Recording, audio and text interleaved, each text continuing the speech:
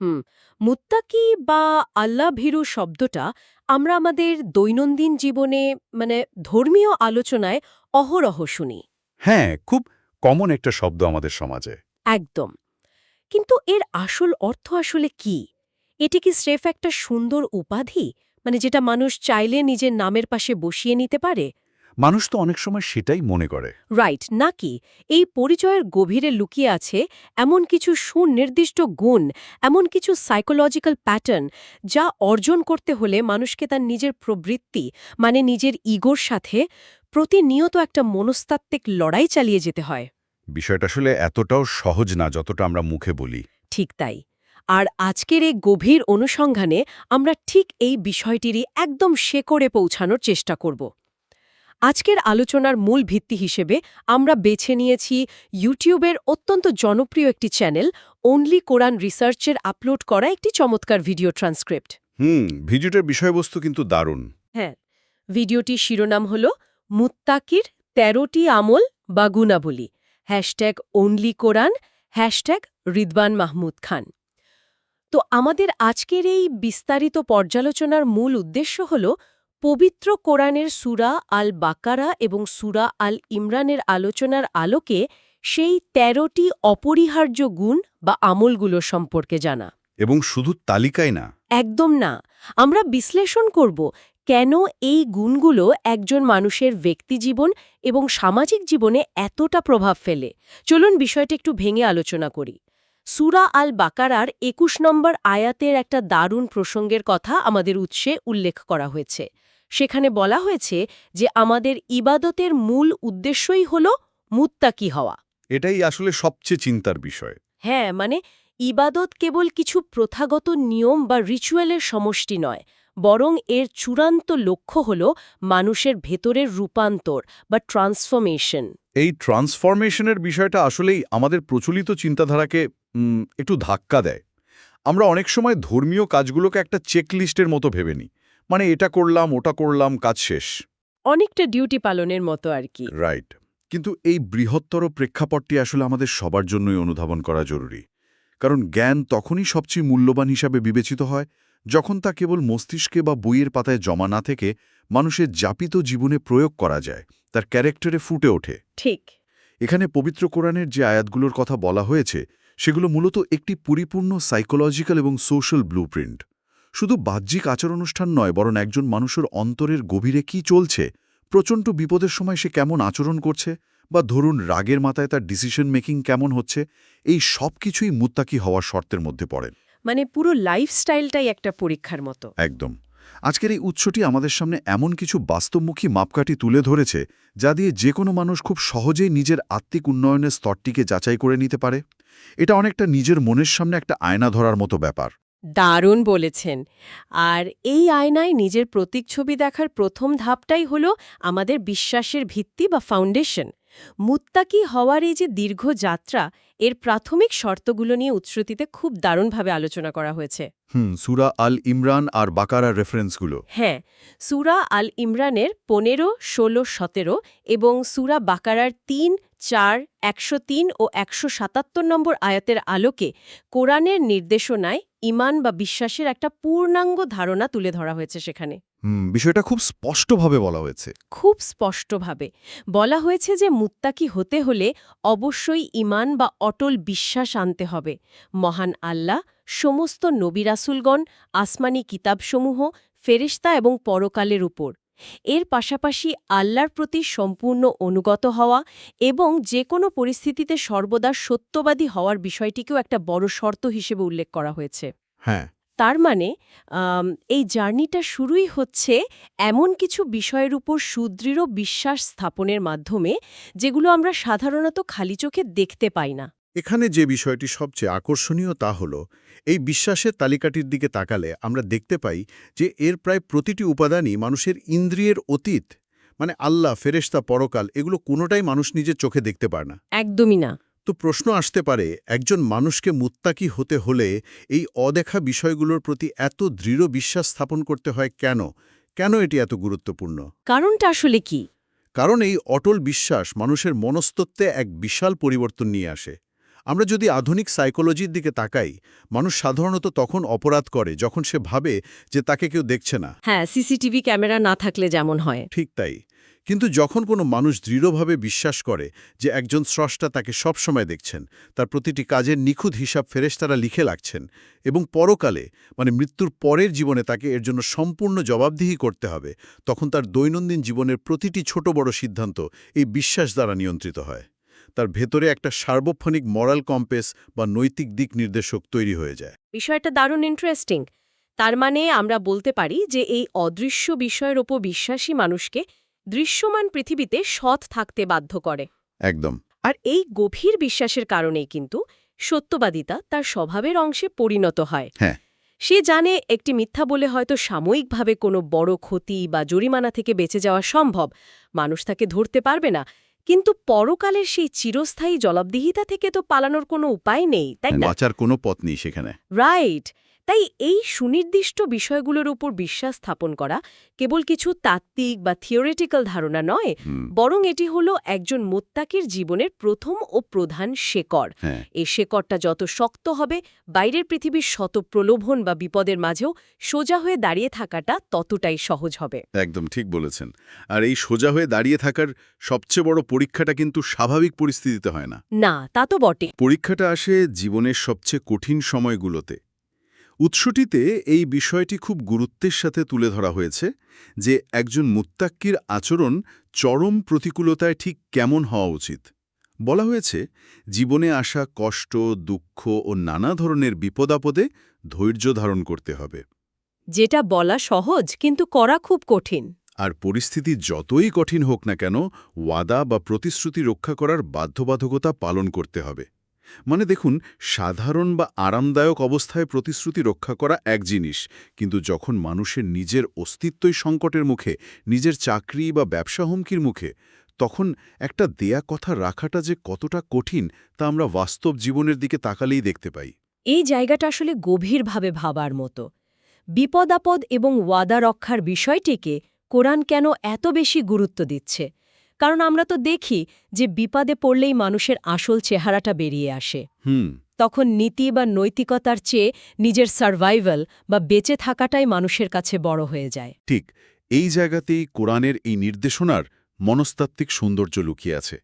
আমরা যদি মানুষের স্বাভাবিক প্রবৃত্তির দিক থেকে বিশ্লেষণ করি, মানুষের স্বভাবই হল যখন সে বিপদে পড়ে তখন তার ভেতরে ফাইট অর ফ্লাইট বা লড়ো অথবা পালাও মেকানিজম কাজ শুরু করে।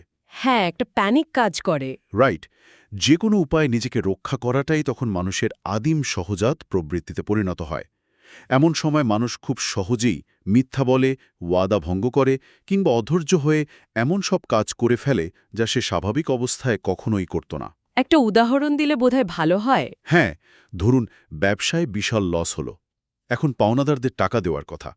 একজন সাধারণ মানুষ হয়তো ফোন বন্ধ করে লুকিয়ে থাকার চেষ্টা করবে। হ্যাঁ, এটাই তো বেশি দেখা যায়। কিন্তু একজন মুত্তাকি এই সাধারণ মানবিক দুর্বলতাকে জয় করেন। তিনি জানেন যে এই দুঃখ, কষ্ট বা বিপদ চিরস্থায়ী নয়। চরম বিপদের মুহূর্তেও ধৈর্য ধারণ করা এবং নিজের দেওয়া ওয়াদা বা প্রতিশ্রুতিতে অটল থাকা, এটি একজন মানুষকে সামাজিকভাবে অত্যন্ত নির্ভরযোগ্য এক ব্যক্তিতে পরিণত করে। মানুষ তখন তাকে ট্রাস্ট করতে পারে। একদম। সমাজের মানুষ তখন জানে যে পরিস্থিতি যতই বৈরী হোক না কেন, এই মানুষটি কখনো বিশ্বাসঘাতকতা করবে না। আত্মনিয়ন্ত্রণের এই অসাধারণ ক্ষমতার মাধ্যমেই মূলত একজন মানুষ সমাজের কাছে এক অনন্য আস্থার প্রতীকে পরিণত হয়। তার মানে বিপদে মাথা ঠান্ডা রাখা এবং কমিটমেন্ট ঠিক রাখাটা একটা বিশাল পরীক্ষা। তবে এর চেয়েও বড় একটা পরীক্ষা সম্ভবত আছে, যেটা আমাদের প্রাত্যহিক জীবনের সাথে অনেক বেশি জড়িত। হ্যাঁ, বুঝতে পারছি। আর তা হলো টাকা পয়সা বা আর্থিক বিষয়। আমাদের আজকের উৎসে মুত্তাকির আর্থিক দায়িত্বের দিকটিতে খুব চমৎকারভাবে আলোকপাত করা হয়েছে। সূরা আল ইমরানের ১৩৪ নম্বর আয়াত এবং সূরা বাকারার ১৭৭ নম্বর আয়াতের রেফারেন্স টেনে জানানো হয়েছে যে মুত্তাকি হতে হলে অবশ্যই ব্যয়কারী বা দানশীল হতে হবে। এটা খুব গুরুত্বপূর্ণ পয়েন্ট। হ্যাঁ, আর এখানে সবচেয়ে বিস্ময়কর শর্তটি হল দান কেবল সুসময়ে বা নিজের পকেটে প্রচুর টাকা থাকলেই করা যাবে তা কিন্তু নয়, বরং দুঃসময় বা অভাবের সময়ও দান করতে হবে, যখন নিজেরই মাসের শেষে টানাটানি, তখনও অন্যের জন্য ব্যয় করার মানসিকতা থাকতে হবে। পাশাপাশি নির্দিষ্ট কিছু খাতে, যেমন আত্মীয়-স্বজন, এতিম, মিসকিন বা বিপদগ্রস্তদের এই দান করার কথা কোরআনে খুব সুন্দরভাবে বলে দেওয়া হয়েছে। এই পয়েন্টটা কিন্তু আমাদের প্রচলিত ইকোনমিক বা অর্থনৈতিক চিন্তাধারার পুরো বিপরীত। আমরা যদি বিষয়টিকে একটু বড় দৃষ্টিকোণ থেকে দেখি, তাহলে বুঝতে পারব যে এই শর্তটি মানবীয় স্বভাবের সবচেয়ে বড় দুর্বলতার জায়গায় আঘাত করছে।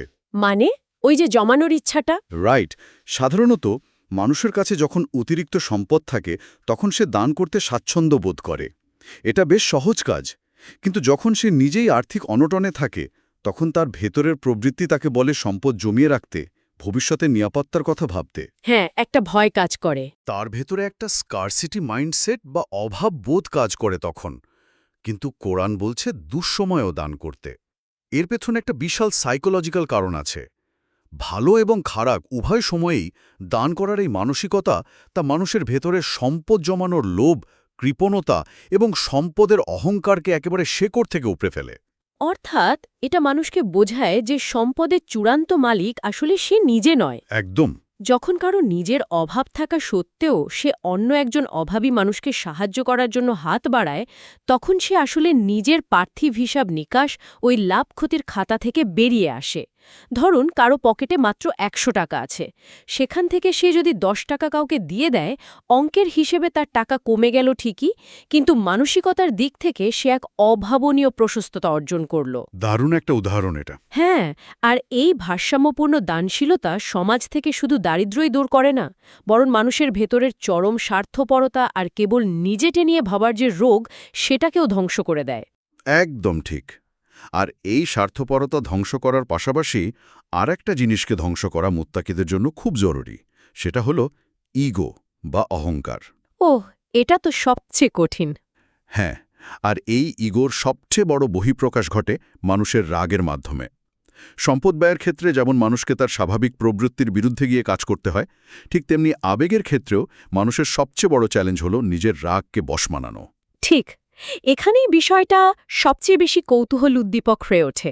আমাদের বাস্তব জীবনের দিকে তাকালে আমরা দেখতে পাই কেউ যদি আমাদের সাথে সামান্য একটু অন্যায় আচরণ করে, ধরুন কর্মক্ষেত্রে কেউ আমাদের কৃতিত্ব নিজের নামে চালিয়ে দিল, অথবা রাস্তায় জ্যামের মধ্যে কেউ হঠাৎ গাড়ির সামনে নিয়ে এলো, তখন নিজের রাগ নিয়ন্ত্রণ করা কতটা অসম্ভব কঠিন হয়ে দাঁড়ায়। তখন তো মনে হয় মেরেই ফেলি, এমন একটা অবস্থা। হ্যাঁ, কিন্তু উৎসুতিতে সূরা আল ইমরানের ১৩৪ নম্বর আয়াতের আলোকে যে কথাগুলো বলা হয়েছে তা সত্যি অভাবনীয়। সেখানে বলা হয়েছে যে মুত্তাকি হতে হলে শুধু ক্রোধ বা রাগ সংবরণ করলেই চলবে না, বরং মানুষকে ক্ষমা করতে হবে এবং সৎকর্মশীল হতে হবে। এটাই আসলে সবচেয়ে বড় টুইস্ট। মানে কেউ আমাদের ক্ষতি করার পর আমরা শুধু নিজের রাগটাই চেপে রাখলাম তা নয়, উল্টো তাকে মন থেকে ক্ষমা করে দিলাম এবং তার প্রতি ভালো আচরণ করলাম। এটা তো মানুষের সাধারণ ক্ষমতার একেবারে শেষ সীমানার পরীক্ষা বলে মনে হচ্ছে। এটা আসলেই সাধারণ ক্ষমতার বাইরের একটা কাজ। রাগ নিয়ন্ত্রণ এবং অন্যকে ক্ষমা করার মতো অত্যন্ত কঠিন কাজগুলো মূলত মনস্তাত্ত্বিক এবং আধ্যাত্মিক এক বিরাট বিপ্লবের অংশ। একটু গভীরভাবে চিন্তা করলে দেখা যায় রাগ হলো এমন একটি আবেগ যা মানুষকে ভেতর থেকে জ্বালিয়ে দেয়। এটি মানুষের বিচার বিবেচনা, প্রজ্ঞা এবং যৌক্তিক চিন্তার ক্ষমতাকে মুহূর্তের মধ্যে ক্লাউড করে দেয় বা ঢেকে ফেলে। মানুষ তখন অন্ধ হয়ে যায় রাগে। রাইট। মজার ব্যাপার হলো কোরআন কিন্তু বলছে না যে মুত্তাকিদের কখনো রাগ উঠবে না। রাগ একটি স্বাভাবিক মানবীয় আবেগ, কিন্তু কোরআন বলছে সেই রাগকে সংবরণ করতে। আর এর পরের ধাপটি হল আরও বিস্ময়কর, ক্ষমা করা। হ্যাঁ, এটা তো আরও কঠিন। মডার্ন সাইকোলজি বা আধুনিক মনস্তত্ত্ববিদরা বলে থাকেন ক্ষমা আসলে যে অন্যায় করেছে তার চেয়েও বেশি প্রয়োজন যে ক্ষমা করছে তার নিজের মানসিক প্রশান্তির জন্য। কেউ যখন কারো প্রতি ক্ষোভ পুষে রাখে, তখন সে আসলে নিজেই একটা মানসিক কারাগারে বন্দী থাকে। সে বারবার ওই অন্যায়ের দৃশ্যটা মাথায় রিপ্লে করতে থাকে, সারাদিন ওই চিন্তাই ঘুরতে থাকে মাথায়। একদম। ক্ষমা করার মাধ্যমে একজন মানুষ সেই ইমোশনাল কারাগার থেকে নিজেকে মুক্ত করে।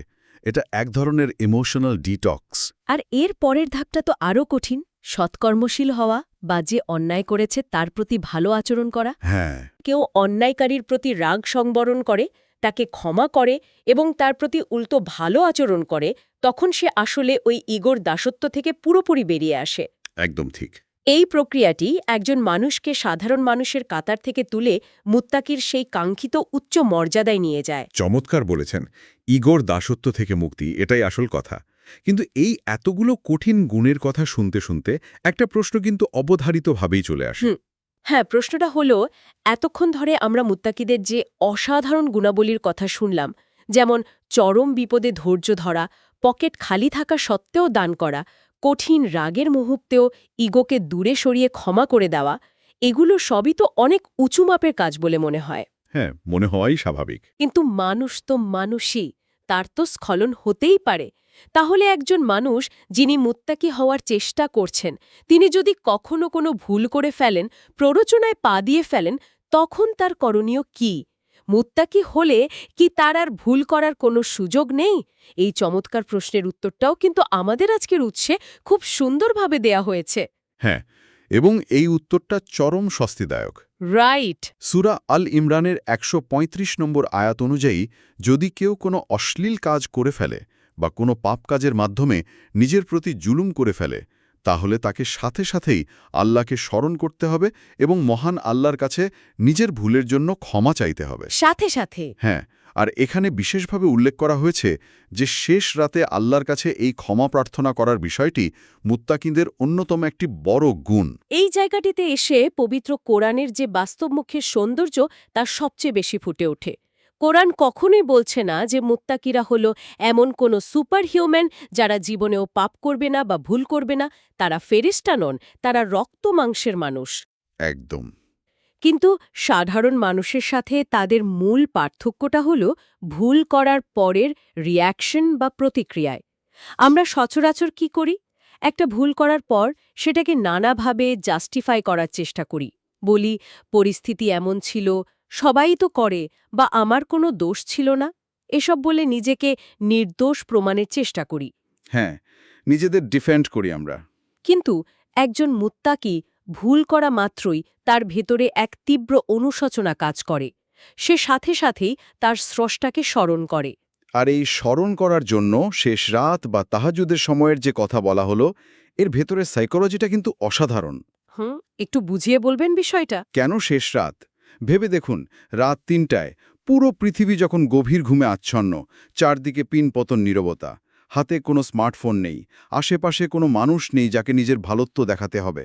সেই নিস্তব্ধতায়, সেই চরম একাকিত্বে নিজের সমস্ত অহংকার আর ইগোকে দূরে সরিয়ে রেখে স্রষ্টার সামনে নিজের দুর্বলতা স্বীকার করে কান্নাকাটি করাটা হলো আত্মশুদ্ধির এক চরম নিদর্শন। সত্যিই তাই। সেখানে কোনো শো অফ নেই, কোনো মেকি আবরণ নেই, শুধুই একজন অনুতপ্ত মানুষ এবং তার স্রষ্টা। এই গভীর রাতের নীরবতা মানুষের ভেতরের অহংকারকে ভেঙে চুরমার করে দেয়। ঠিক তাই।